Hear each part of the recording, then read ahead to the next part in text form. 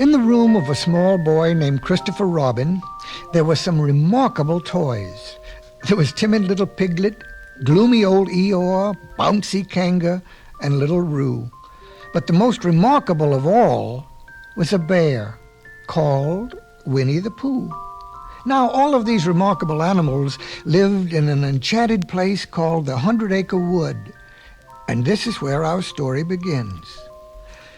On this blustery day, Pooh decided to visit his thoughtful spot. And on the way there, he made up a little hum, and it went something like this.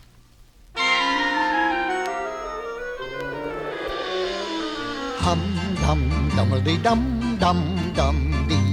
Oh, the wind is lashing lustily, and the trees are thrashing thrustily, and the leaves are rustling gustily. So it's rather safe to say that it seems that it may turn out to be fields, that it will undoubtedly looks like a rather blustery day today. It seems that it may turn out to be fields, that it will undoubtedly looks like a rather blustery day.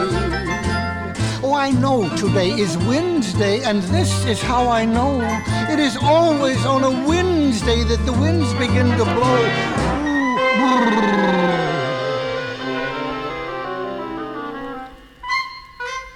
Oh, the wind is lashing lustily, and the trees are thrashing thrustily, and the leaves are rustling gustily. So it is rather safe to say that it seems that it may turn out to be fields, that it will undoubtedly looks like a rather blustery day today. It seems that it may turn out to be fields, that it will undoubtedly looks like a rather blustery day.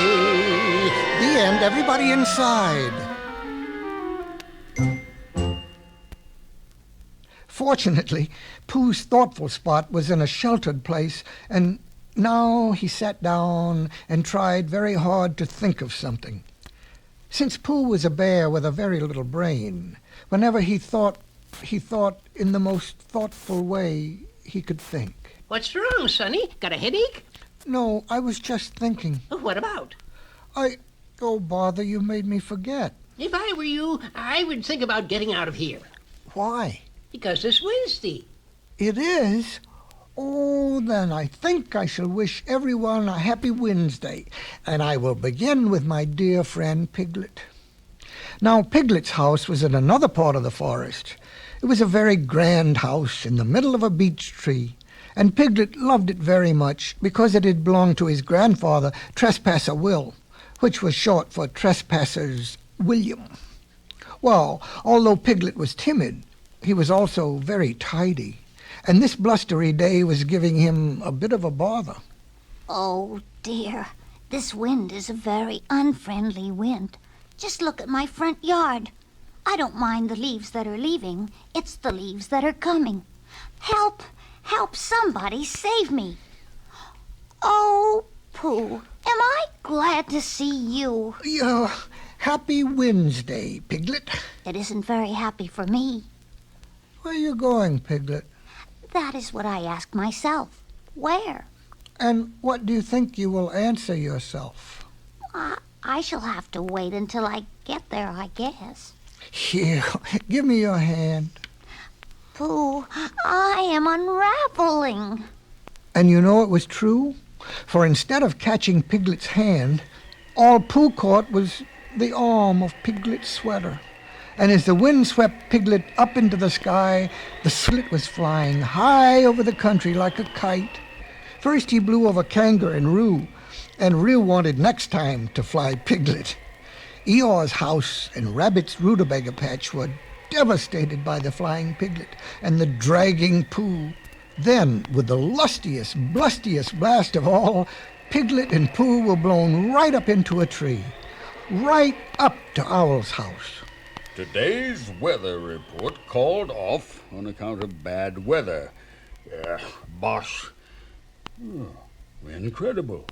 Someone's pasted Piglet on my window. Well, I see you've taken to flight. I wasn't aware that piglets had the necessary dorsal muscles for aerobatics.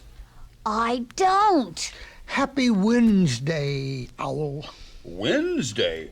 Ho, ho, my good fellow. This is only a gentle spring zephyr compared to the big wind of 67, or was it 76?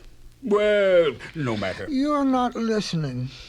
I was just looking, and I was just wondering, is there honey in that box?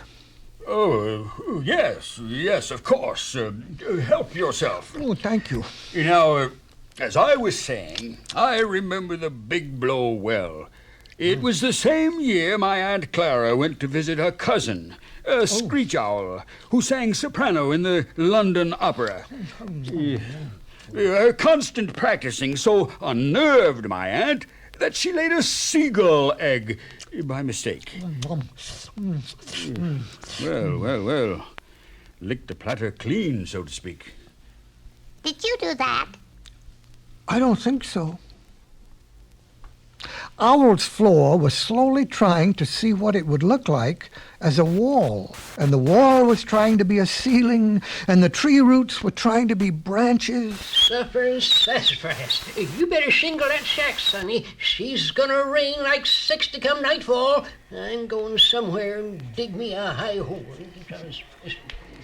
Owl's friends soon gathered at the scene of his misfortune, and no one seemed to know what to do, except Eeyore. If you ask me, and nobody has, I say when a house looks like that, it's time to find another one. That's a very good idea, Eeyore. A thankless job, but I'll find a new one for him. Might take a day or two. Good. That will just give me time to tell you about my Uncle Clyde, a very independent barn owl. Didn't give a hoot for tradition. Yes. He became enamored of a pussycat and went to see a beautiful pea-green boat.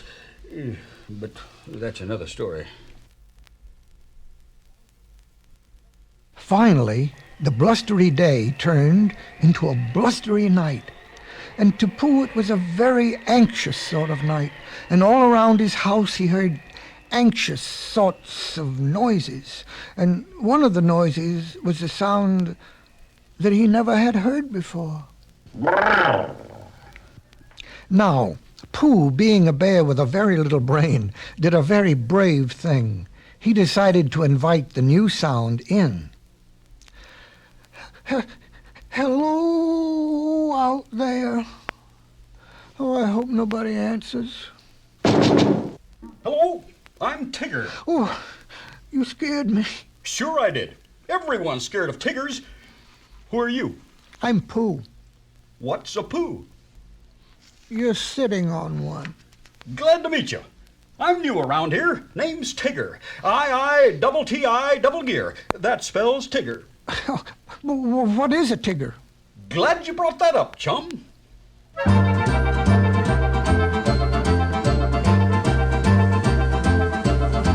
The wonderful thing about Tiggers is Tiggers are wonderful things. Their tops are made out of rubber. Their bottoms are made out of springs. They're bouncy, trouncy, flouncy, pouncy, fun. But the most wonderful thing about Tiggers is I'm the only one.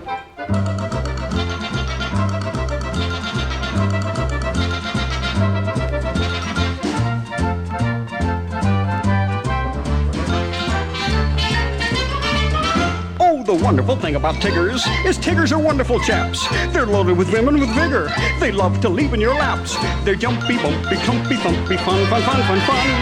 But the most wonderful thing about Tiggers is I'm the only one. Tiggers are cuddly fellows. Tiggers are awfully sweet. Everyone else is jealous. That's why I repeat. The wonderful thing about Tiggers is Tiggers are wonderful things. Their tops are made out of rubber. Their bottoms are made out of springs. They're bouncy, trouncy, flouncy, pouncy, fun. But the most wonderful thing about Tiggers is I'm the only one. Oh, I'm the only one.